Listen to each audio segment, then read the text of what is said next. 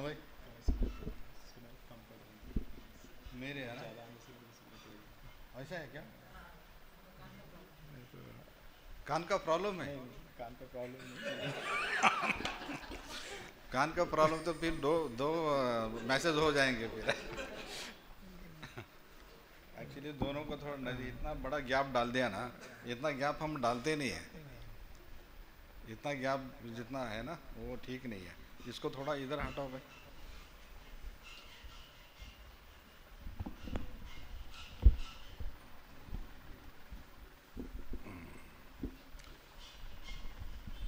चलो इतना काफ़ी है, नहीं तो धक्का लग जाएगा हमारा।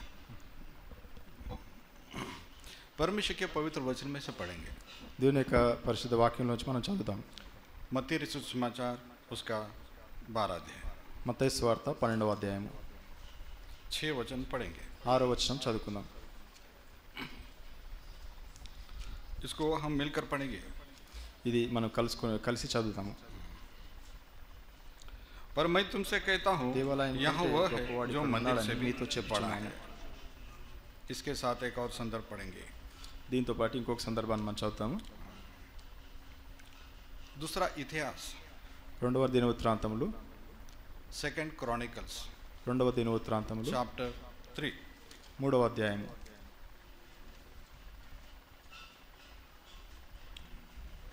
वर्स 7। 7వ వచనం. इसको भी हम मिलकर पढ़ेंगे। ఇది కూడా మనం అందరం కలిసి చదువుతాము. और उसने मंदिर भवन को गोलमुలను, अर्थात उसके स्तंभमुలను, कड़ियों, దాని डेवड़ियों, గోడలను, भीतों దాని और किवाड़ों తలుపులను को सोने బంగారంతో से बनवाया పొదిగించి और గోడల మీద भीतों पर కెరూబులను खुदवाया। చెక్కించెను. इसी में 14 वचन भी पढ़ेंगे। దీంట్లోనే 14వ వచనం కూడా చదువుదాం. फिर అతడు उसने बीच నీలి वाले पर्दे నూలుతోనూ, को नीले, ఊదా बैंगनी और నూలుతోనూ, लाल रंग के ఎర్ర सन के నూలుతోనూ, कपड़े సన్నపు నార का बनवाया నూలుతోనూ ఒక और उस తెరను पर చేయించి దాని మీద कड़वाया। కెరూబులను కుట్టించెను. प्रार्थना करेंगे। ప్రార్థన చేసుకున్నాం. दयालु प्रेम पिताजी, आपके चरणों में आते हैं, आपको हम धन्यवाद देते हैं प्रभु। आपने हमें आज के दिन में आपके चरणों में प्रार्थना के लिए इकट्ठा होने के लिए ये समय दिया। धन्यवाद देते प्रभु, कितना बड़ा सौभाग्य दिया कि हम लोग ना केवल उद्धार पाने के लिए बल्कि आपकी सेवकाई के लिए अलग किए गए और आपकी सेवकाई में आपने हमको रखा है। हमारी प्रार्थना है प्रभु, आपके सेवक के रूप में आपकी इच्छा पूरी करने में और आपकी महिमा करने में आप हमारी सहायता कीजिए।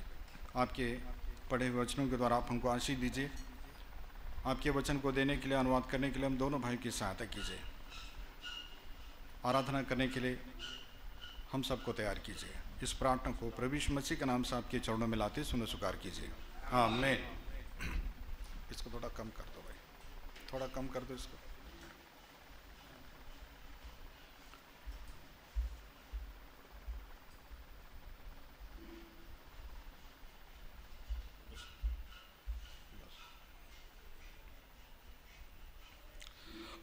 मत्ती 12 अध्याय के 6 वचन में हम पढ़ते हैं, यहाँ वह है जो मंदिर से भी बड़ा है, ये बात प्रभु यीशु मसीह ने कहा।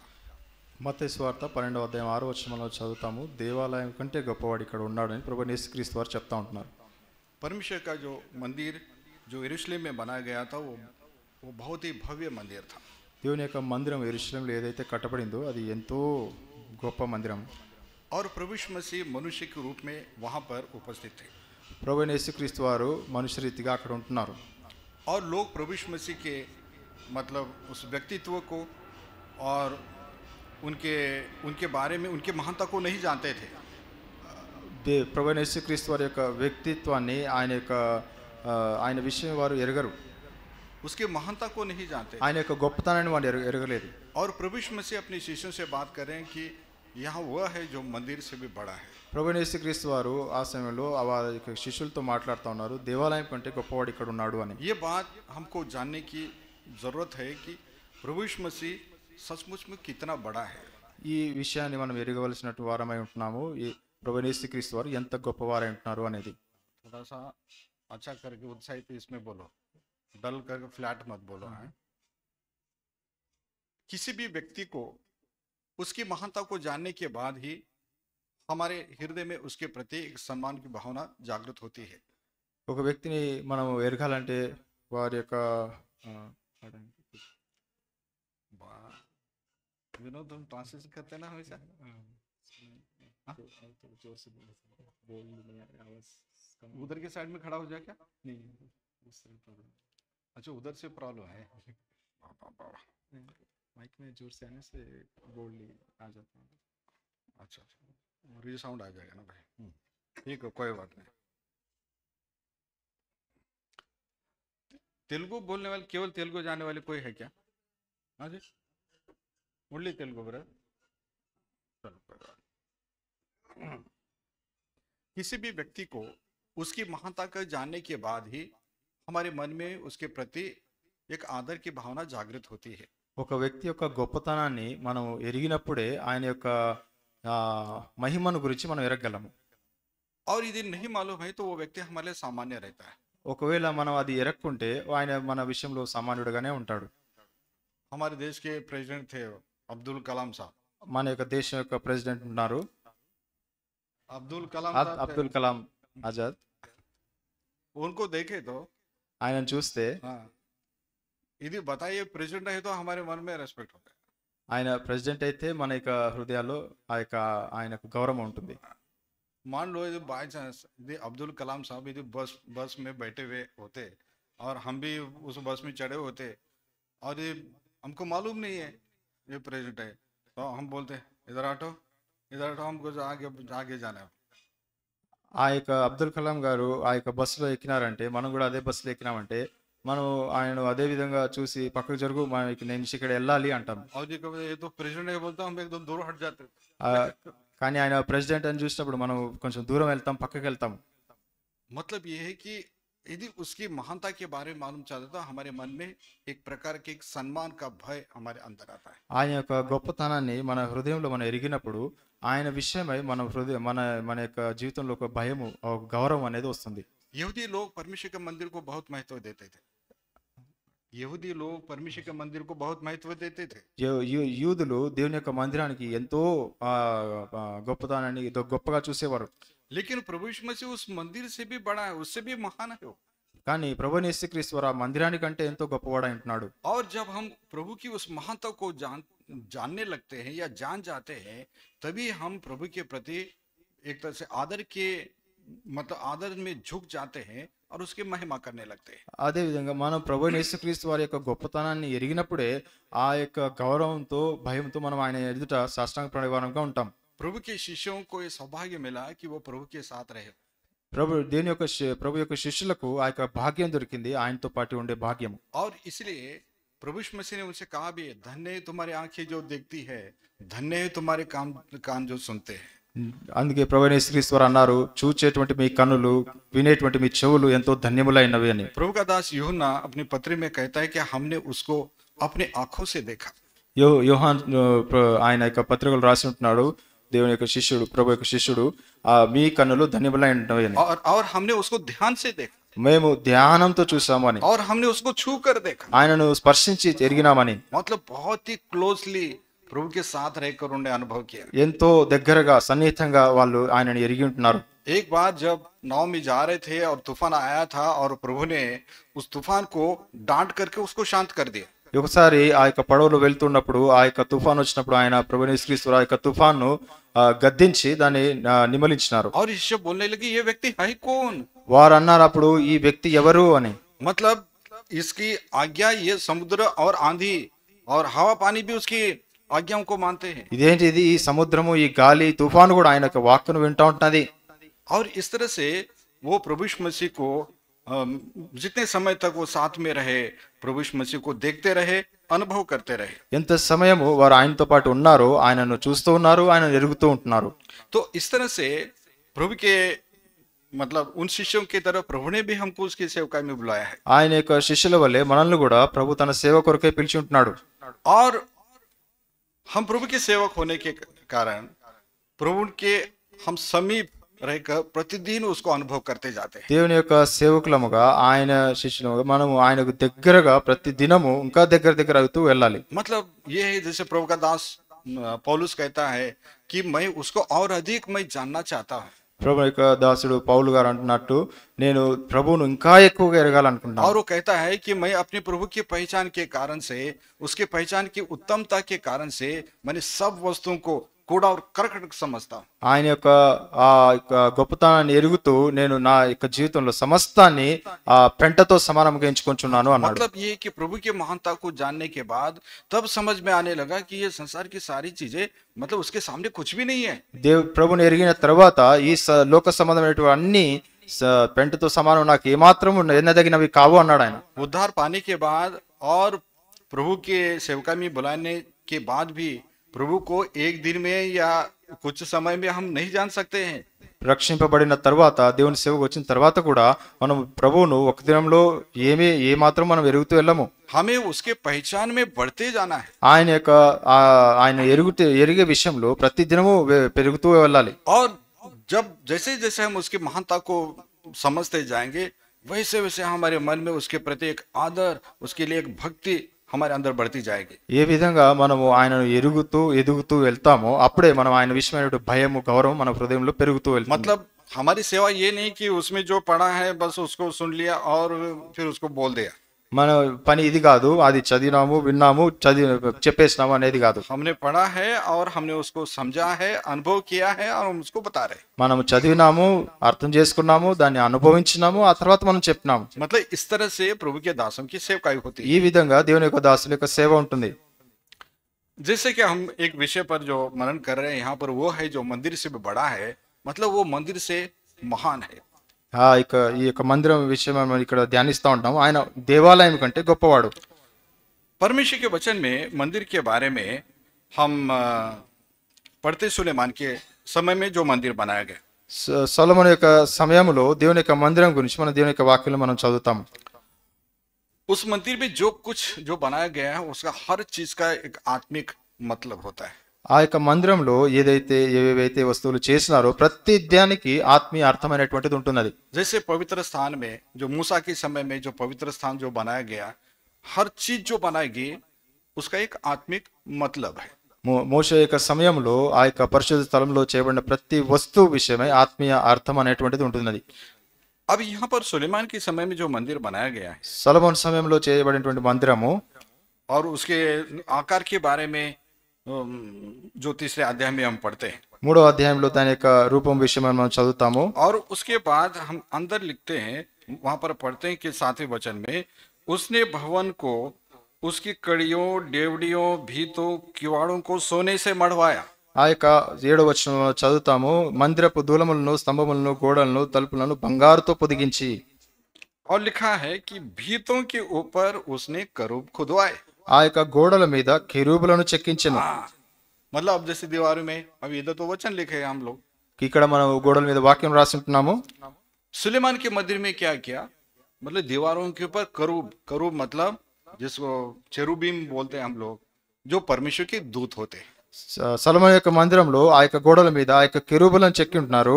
అవి దేవుని యొక్క మందిరంలో కెరూబులు అని పిలుస్తారు. और बीच में जो पर्दा था जो परम पवित्र स्थान को और पवित्र स्थान को अलग करता था, 14 वचन में पढ़ते, उस बीच वाले पर्दे को भी उसके ऊपर उसने करूब मढ़वाया बोलकर लिखा है। ఆ యొక్క మధ్యలో ఉన్నటువంటి ఆ యొక్క తెరను, పరిశుద్ధ స్థలం, అతి పరిశుద్ధ స్థలాన్ని వేరుపరిచే ఆ యొక్క తెర, అది కూడా దాని మీద కూడా ఆ యొక్క కెరూబులను ఆయన చిత్రించి ఉంటున్నాడు. मतलब जैसे परमेश्वर के मंदिर में जाते हैं तो वहां पर सामने जो पवित्र स्थान में जो पर्दा दिखाई देता है, तो उसके ऊपर क्या दिखाई देता है, करूब दिखाई देता है। ఏ విధంగా అయితే మనం మందిరంలో ప్రవేశిస్తామో పరిశుద్ధ స్థలంలో ఆ యొక్క తెర మనకు మొట్టమొదటిగా కనబడుతుంది. ఆ యొక్క తెర మీద ఆ యొక్క కెరూబులు మనకు కనబడతాయి. ये करूब क्या है, ये परमेश्वर के दूत है।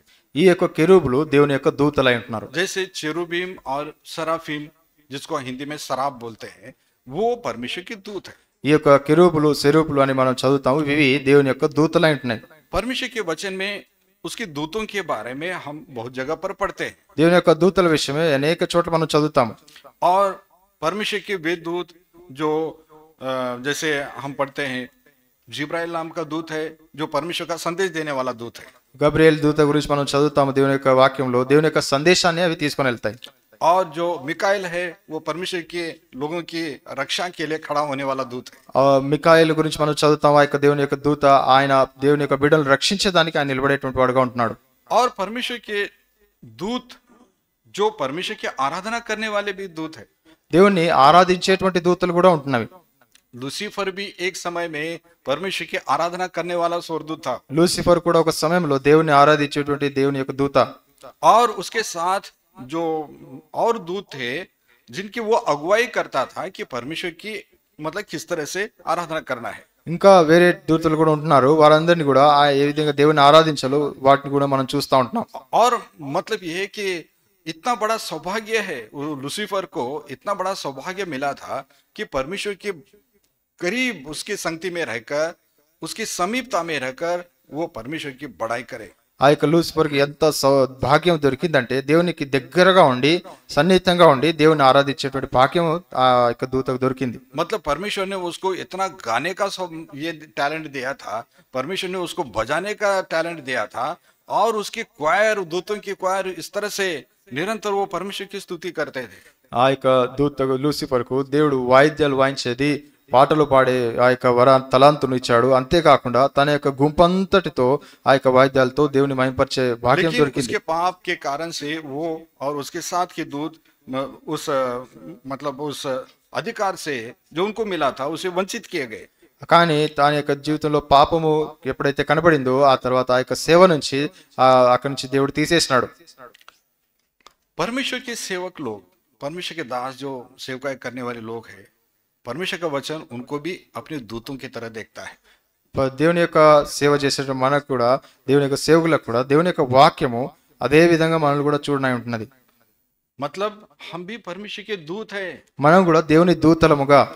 आपने जो प्रकाश वाक्य की जो 7 मंडलियां हैं उनके बारे में हमने पढ़ा, हम उसको जानते भी है। దేవుని యొక్క ప్రకటన గ్రంథంలో 7 సంఘాల గురించి మనం చదువుతాము, మనకు తెలుసు. और वो जो सात जो दूत है वो कलीसियाओं के वो है, कलीसियाओं को चलाने वाले, अगुवाई करने वाले दूत है। ఆ యొక్క 7 దూతలు 7 సంఘాన్ని నడిపించేటువంటి వారు. पहला अध्याय रेवल्यूशन चैप्टर 1 वर्स 20। ప్రకటన 1వ అధ్యాయం 20వ వచనం. अर्थात उन 7 तारों का भेद जिन्हें तूने मेरे दाहिने हाथ में देखा था, और उन 7 सोने की दीवटों का भेद, वे 7 तारे 7 कलीसियाओं के दूत है, और वे 7 दीवट 7 कलीसिया है। నా కుడి చేతిలో నీవు చూచిన 7 నక్షత్రములను గూర్చిన మర్మమును, ఆ 7 సువర్ణ దీపస్తంభముల సంగతి రాయము. ఆ 7 నక్షత్రములు 7 సంఘములకు దూతలు, ఆ 7 దీపస్తంభములు 7 సంఘములు. अब आगे जब हम पढ़ते हैं एक एक कलीसिया को जो संदेश दिया जा रहा है, जैसे पहले दूसरे अध्याय के पहले वचन में पढ़ते हैं, इफिसुस की कलीसिया के दूत को ये लिख। దీని తర్వాత ఒక్కొక్క సంఘానికి ఆ యొక్క రాయబడిన మాటలు మనం చదువుతాము. దాంట్లో మొట్టమొదటిగా ఎఫెసస్ సంఘపు దూతకు ఇలాగూ రాయము. हाँ, मतलब कौन है ये दूत, और आगे उसके बारे में बता, तुम्हारी मंडली में ये अच्छाई है, तुम्हारी मंडली में ये कमी है। ఆ యొక్క సంఘములో రాయబడుతూ ఉంటున్నది, ఎఫెసులో ఉన్నటువంటి మీ మధ్యలో ఇవి మంచివి, ఇవి చెడు పనులు జరుగుతూ ఉంటున్నవి అని రాయబడుతూ ఉంటున్నది. और ये भी कहा जा रहा है कि जहां पर गलतियां हैं वहां पर मन फिराओ बोलकर बताया जा रहा है। ఎక్కడైతే ఆ యొక్క తప్పిదములు కనుగొంటున్నా ఉండవో అక్కడ మీరు మారుమనసు పొందాలి అని చెప్తా ఉంటున్నాడు. मतलब ये एंजिल है, एंजिल इंग्लिश में लेकर एंजिल परमेश्वर का दूत है। ఇది ఇక దూతగా ఉంటున్నది, దేవుని యొక్క దూతగా పిలుస్తా ఉంటున్నారు. मतलब हम कौन है? परमेश्वर के दूत। మనం ఎవరము? దేవుని యొక్క దూతలమై ఉంటున్నాము. अब ये परमेश्वर के दूत मतलब परमेश्वर के बहुत निकट रहने वाले ये क्रीचर्स है। దేవుని యొక్క దూతలు అనగా దేవునికి దగ్గరగా ఉండేటువంటి వారు. और परमेश्वर ने अपने दूतों को बनाया है उसकी महिमा करे। దేవుడు తన దూతలను తన మహిమ కొరకై సృజించుకున్నాడు. सृष्टि की उत्पत्ति से पहले ही परमेश्वर के दूत ही परमेश्वर की आराधना किया करते थे। ఈ యొక్క సృష్టిని సృష్టించడానికి ముందే దేవుని యొక్క దూతలను ఆయన చేసి ఉంటున్నాడు. जब आप और मैं पैदा नहीं हुए, जब दुनिया की सृष्टि नहीं हुई थी, परमेश्वर के दूत उसकी आराधना करते थे। నీవు నేను పుట్టక ముందే, ఈ యొక్క సృష్టిని దేవుడు చేయక ముందే దేవుని యొక్క దూతలు ఆయన ఆరాధించేటువంటి వారుగా ఉంటున్నారు. अय्यूब की पुस्तक में पढ़ते, जब परमेश्वर इस सृष्टि का रचना कर रहा था तो उस समय परमेश्वर के दूत परमेश्वर की स्तुति कर रहे थे बोल के लिखा हुआ है। దేవుని యొక్క దూతలు దేవుని స్తుతిస్తా ఉంటున్నారు మనల్ని చేయక ముందే అని యోబు గ్రంథంలో మనం చదువుతాము. अय्यूब की पुस्तक, యోబు గ్రంథము अय्यूब की पुस्तक उसका 38 अध्याय యోబు గ్రంథము 38వ అధ్యాయము और उसमें 6వ వచనం 6 वचन 7 वचन। 6-7 వచనాలు. उसकी नेव कौन सी वस्तु पर रखी गई, वह किसने उसके कोने का पत्थर बिठाया, जबकि भोर के तारे एक संग आनंद से गाते थे और परमेश्वर के सब पुत्र जयजयकार करते थे। దాని మీద పరిమాణపు కొల వేసిన వాడెవడో చెప్పుము, దాని స్తంభముల పాదులు దేనితో కట్టబడినవో చెప్పుము. ఉదయ నక్షత్రములు ఏకముగా కూడి పాడినప్పుడు దేవదూతలందరూ ఆనందించి జయధ్వనులు చేసినప్పుడు దాని మూలరాతిని వేసిన వాడెవడు. देखिए, मतलब ऐसा लगता है जब परमेश्वर जब जब ये सृष्टि की रचना कर रहा था तो ये परमेश्वर के दूत वो देख रहे थे कि परमेश्वर के कहने से क्या कुछ हो रहा है। దేవుని యొక్క దూతలు ఆ యొక్క దేవుడు ఈ యొక్క సృష్టిని చేసేటప్పుడు ఆయన చెప్తూ ఉండగా సృష్టి జరుగుతూ ఉంటున్నది ఆనందిస్తూ ఉంటారు చూసి. और ये सब परमेश्वर की दूत क्या कर रहे थे, उस समय परमेश्वर का जय जयकार कर रहे थे। ఆ యొక్క సంతోషంలో ఆ యొక్క దూతలందరూ జయధ్వనులు చేస్తూ ఉంటున్నారు. मतलब खुशी के मारे परमेश्वर मतलब कुछ तो बहुत ही अद्भुत कर रहा है। ఆనందంతో దేవుడు చేసే అద్భుతాన్ని వాళ్ళు చూస్తూ ఉంటున్నారు. जब परमेश्वर का ज्योति हो तो एकदम अंधकार में ज्योति चमकने लग गई। దేవుడు ఆ యొక్క వెలుగు కలుగునుగా కాంటని అంధకారంలోంచి వెలుగు వచ్చింది. और इस तरह से मतलब एक तरह से परमेश्वर की दूत एक बहुत बड़ा क्वायर जिसकी गिनती नहीं है वो गाते जा रहे हैं, परमेश्वर की प्रशंसा करते जा रहे हैं और परमेश्वर वहां पर सृष्टि की रचना कर रहा है। దేవుడు ఆ యొక్క సృష్టిని చేస్తా ఉంటున్నాడు. అక్కడ ఎంచలేనటువంటి దూతలు ఆ యొక్క జయధ్వనులు పాడుతూ పాడుతూ దేవుని స్తుతిస్తా ఉంటున్నారు. अब आगे चलकर परमेश्वर ने जब मिट्टी से मनुष्य की सृष्टि की और उस मनुष्य को ठहराया कि वो भी परमेश्वर की आराधना करे। దాని తర్వాత దేవుడు మంటితో మానవుని చేసినప్పుడు అప్పుడు కూడా దేవుని వాళ్ళు ఆరాధిస్తూ ఉంటున్నారు.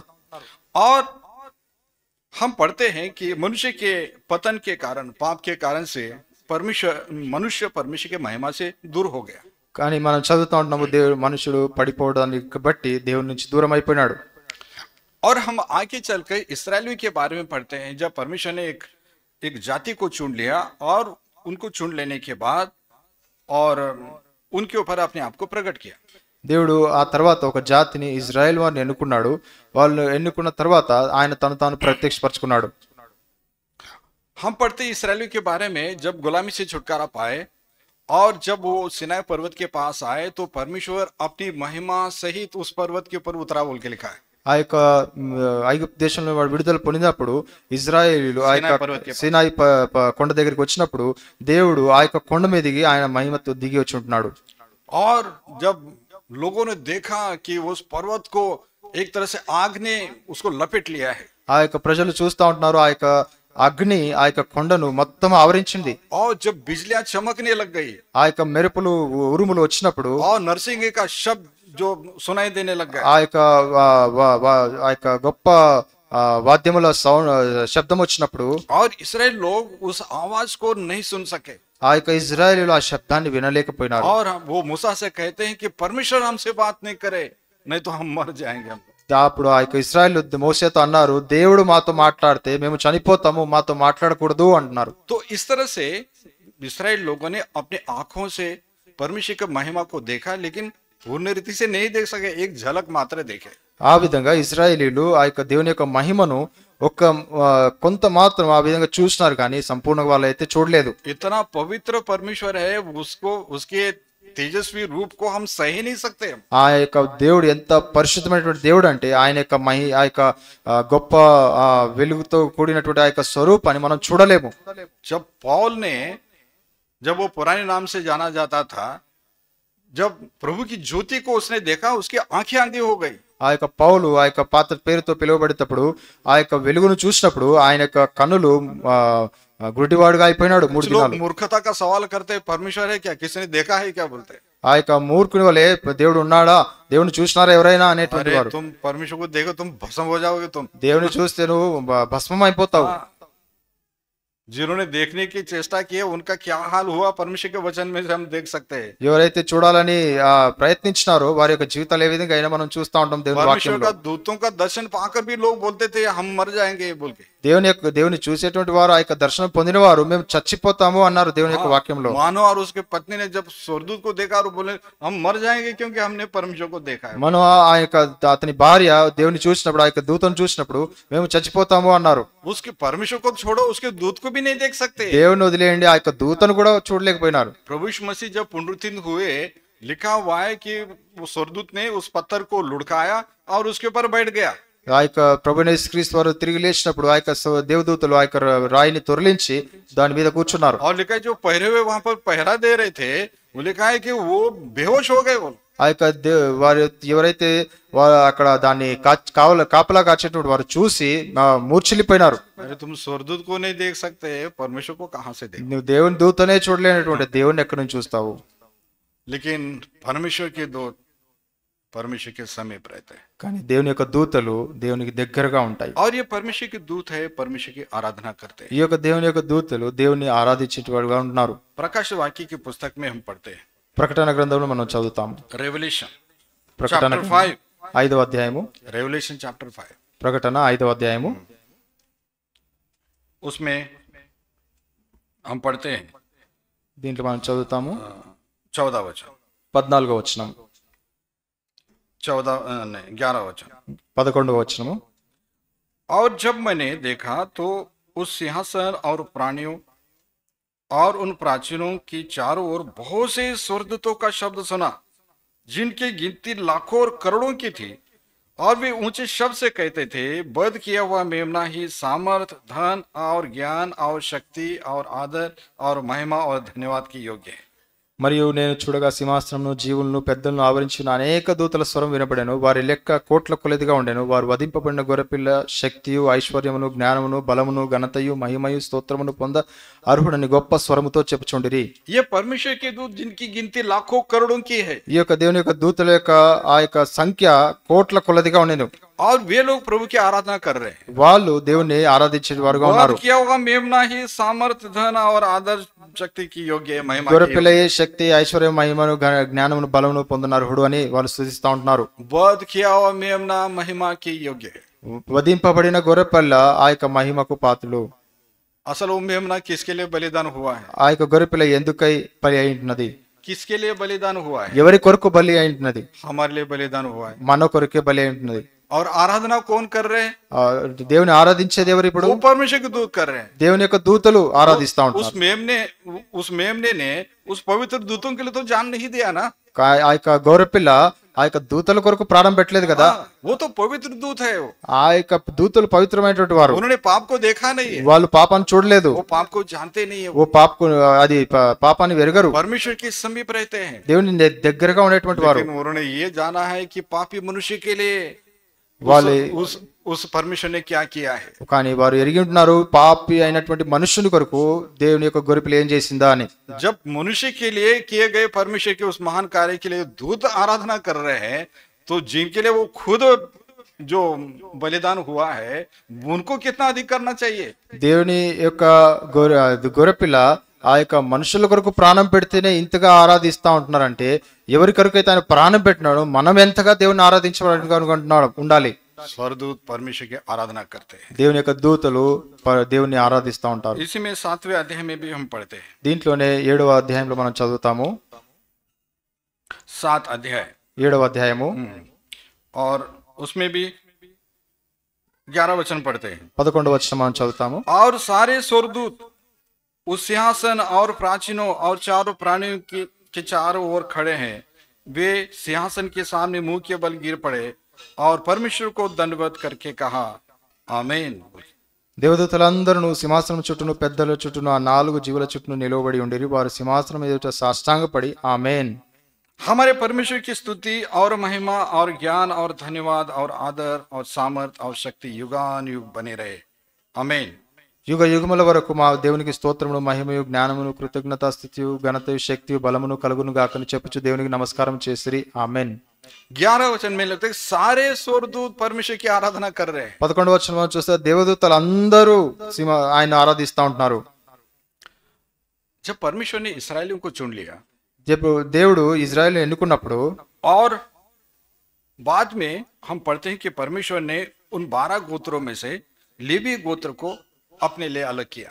దేవుడు ఆ యొక్క 12 గోత్రాలు ఎన్నుకున్నప్పుడు వారిలో నుంచి లేవి గోత్రాన్ని ఆయన తన కొరకు ప్రత్యేకపరచుకున్నాడు परमेश्वर की सेवा करने के लिए और परमेश्वर की महिमा करने के लिए। దేవుని యొక్క సేవ చేసే దాని కొరకే దేవుని మహిమపరిచే దాని కొరకై और लेवी गोत्र में भी अहरोन के घराने को अलग किया। ఆ యొక్క లేవి గోత్రంలో కూడా అహరోను యొక్క కుటుంబాన్ని ఆయన ప్రత్యేకపరచుకున్నాడు और वो अहरोन का जो घराना है वो महायाजक बनकर परमेश्वर के मंदिर में वो परमेश्वर को मतलब महिमा के योग्य बलिदान चढ़ा। ఆ యొక్క అహరోను యొక్క కుటుంబం కూడా దేవుని యొక్క ప్రధాన యాజకులుగా అవి దేవుని యొక్క మహిమపరిచేటువంటి వారు బలి అర్పించేవారుగా వారు అయినారు। परमेश्वर की आराधना करने वाला सौभाग्य किसको मिला है? దేవుని ఆరాధించేటువంటి సౌభాగ్యత ఎవరికి దొరికింది? अहरोन और उसके घराने को मिला है। అహరోనుకు ఆయన యొక్క కుటుంబానికి దొరికింది। परमेश्वर ने कहा तुमको तुम्हारे घराने को छोड़कर यदि कोई भी समीप आए तो उसको मार डालना। నీ యొక్క కుటుంబాన్ని వదిలేసి ఎవరి దగ్గరికి వచ్చినా నేను చంపేస్తాను అన్నాడు దేవుడు। मतलब ये कि मैं जो बलिदान जो स्वीकार करूंगा तुम्हारे हाथ से करूंगा बस। ఏ బలిదానాన్నైనా నేను స్వీకరిస్తానంటే అది నీ చేతుల ద్వారా స్వీకరిస్తాను। वचन में पढ़ते हैं कि मैं याजकपन की सेवकाई तुमको दान करता हूँ। నేను యాజకునిగా అవి నీ కొరకు ఈ సేవను దానముగా ఇస్తుంటున్నాను। कुछ लोग गवाही देते हैं प्रभु ने हमको बुलाया और इस तरह से बताते हैं वो प्रभु ने इस समय बात किया फिर मैंने नहीं माना, फिर बाद में फलाने समय पर बात किया फिर मैं नहीं माना और ऐसा करके फिर बाद में मैंने मान लिया। मैं ऐसा बताता है वो इतना इम्पोर्टेंट था और प्रभु उसके पीछे पढ़ पढ़ के नहीं आ जाओ तुम सेवा में, आ जाओ तुम सेवा में बोलकर उसको लेकर आया। కొంతమంది సాక్ష్యం చెప్తా ఉంటారు, నేను నన్ను దేవుడు పిలిచినాడు, ఆ తర్వాత నేను రాలేదు, తిరిగి పిలిచినాడు నేను రాలేదు, మూడోసారి పిలిచినాడు అప్పుడు నేను వచ్చినాను, ఆ విధంగా చెప్తా ఉంటారు। ఏ విధంగా చెప్తారంటే నేను చాలా ఇంపార్టెంట్, నా వెనక దేవుడు పడి నన్ను పిలిచినాడు సేవకురుగా అప్పుడు నేను వచ్చినానని చెప్తారు। मुझे से मतलब परमेश्वर को मेरी ही जरूरत थी और इसलिए बार बार मेरे पीछे पड़कर फिर मुझे खींच कर लेकर आया। ఏదో దేవునికి ఎంతో అవసరత మన కొరకు మన వెనకబడి మనల్ని పట్టుకొని మనల్ని తెచ్చుకున్నాడు అన్నట్టు చెప్తారు। प्रिय भाई बहनों, परमेश्वर ने इस सेवकाई हमको दान किया है। ఈ యొక్క ప్రియమైనటువంటి సేవకుల దేవుని యొక్క సేవ మనకు దేవుడు దానముగా ఇచ్చి ఉంటున్నాడు। मतलब ये अहरोन को उसकी किसी योग्यता से नहीं मिला है। అహరోనుకి ఇది తన యొక్క ఏ విధమైన యోగ్యతను బట్టి దొరకలేదు। परमेश्वर ने चाहा और इसलिए उसको चुन लिया है। దేవుడు ఆయన తన యొక్క చిత్తంలో అనుకున్నాడు, ఆయన ఇష్టపడ్డాడు, ఇచ్చాడు। और इसलिए उसको पवित्र याजक बोलते हैं। అందుకే ఆయన పరిశుద్ధుడైన యాజకుడు అని పిలుస్తా और ఉన్నాడు। कितना परमेश्वर ने बताया पवित्र याजक, इधर लिखा रहता है होली गॉड इज होली बोल के। ఇక్కడ తల దగ్గర యొక్క పట్టిక రాయబడి ఉంటుంది దేవుడు పరిశుద్ధుడు అని।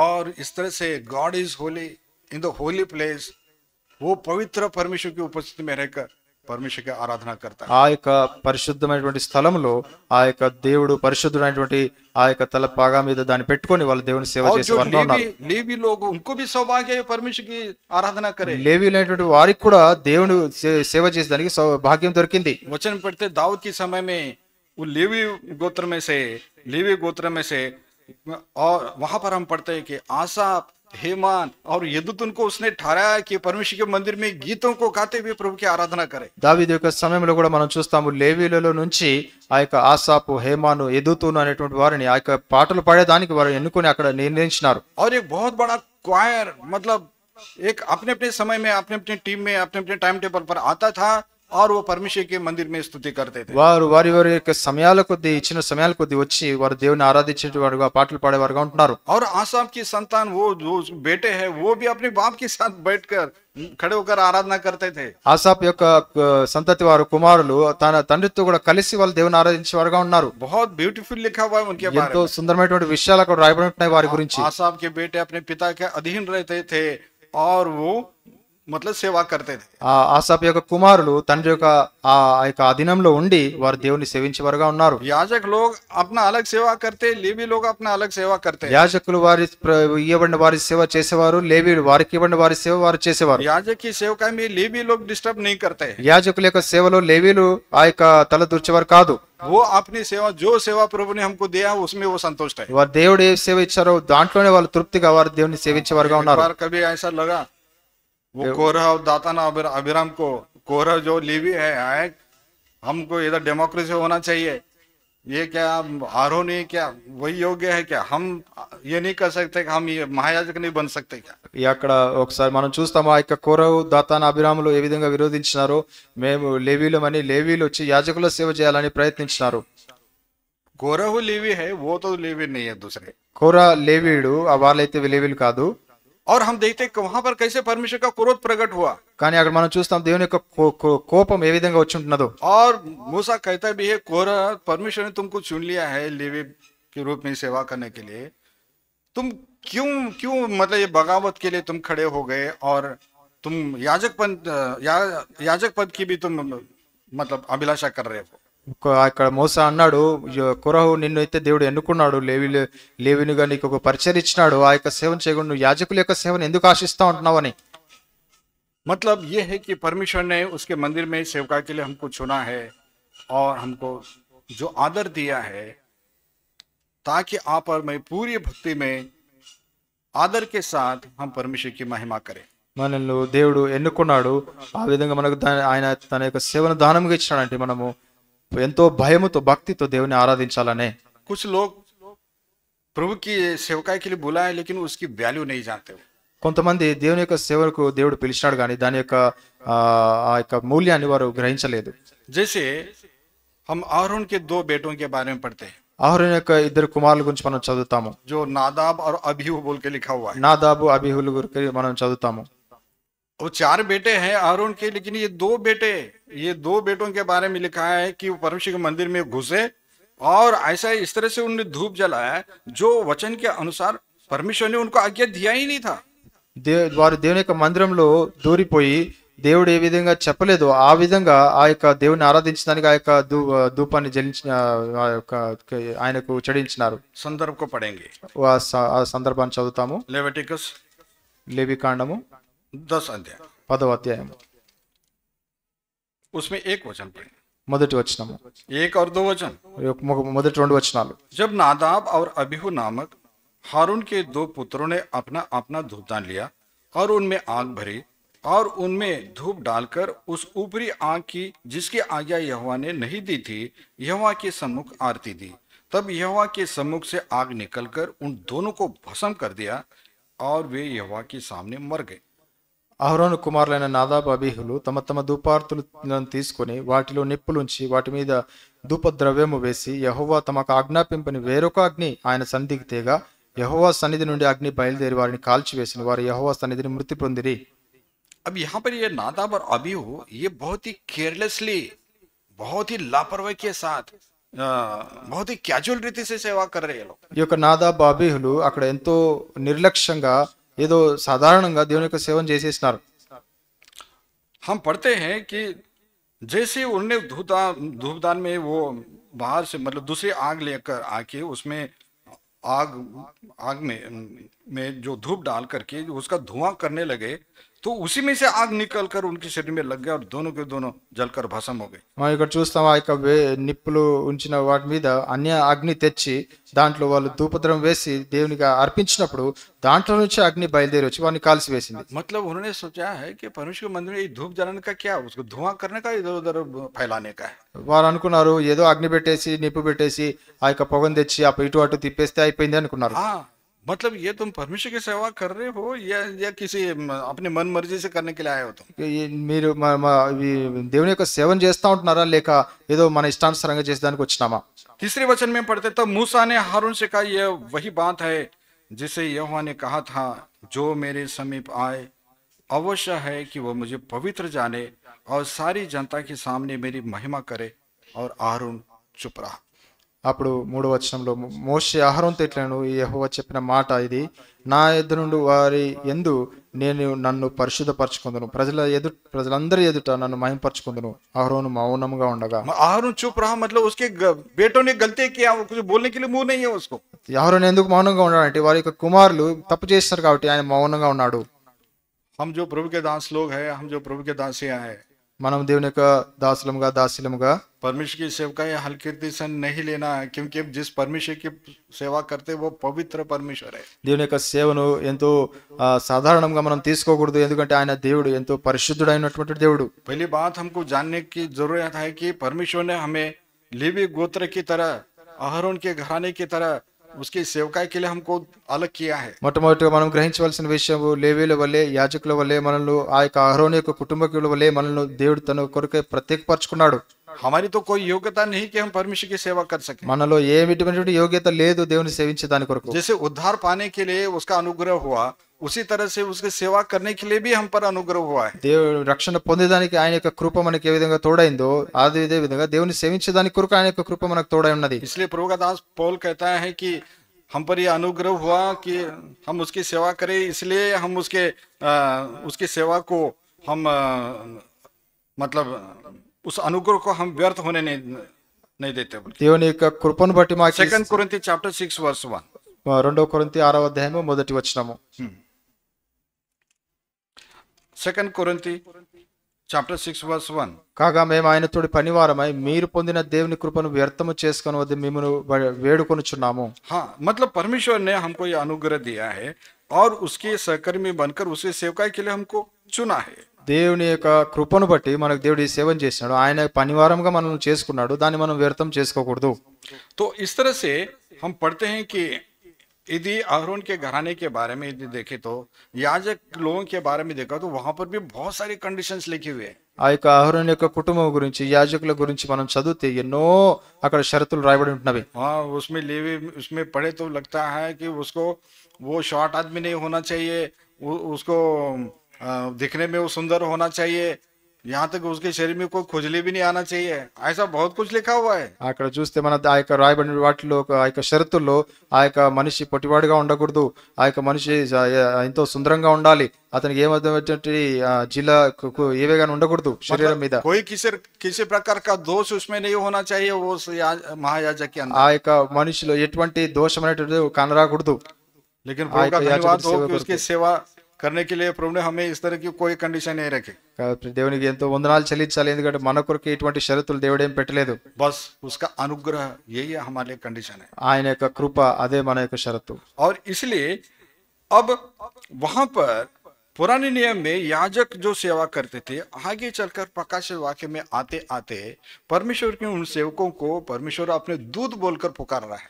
ఆ యొక్క యాజకులుగా దేవుడు ఎవరైతే ఎన్నుకున్నాడో అక్కడి నుంచి ప్రకటన వాక్యం వరకు మనకు వస్తే దేవుడు తన యొక్క సేవకులను దూతలుగా పిలుస్తా ఉంటున్నాడు.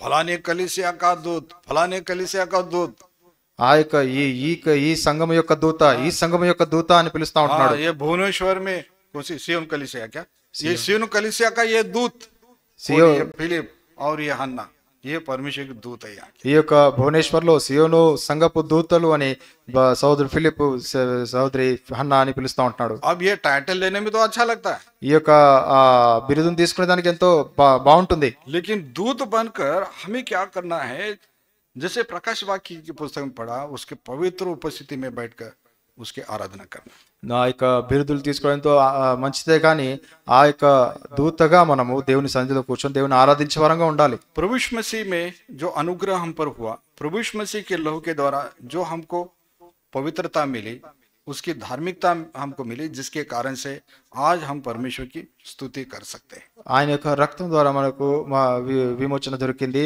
ఆయనను బట్టి మనకు దేవుడు అనుగ్రహించిన ఆ యొక్క సేవను బట్టి మనం దేవుణ్ణి స్తుతించాలి.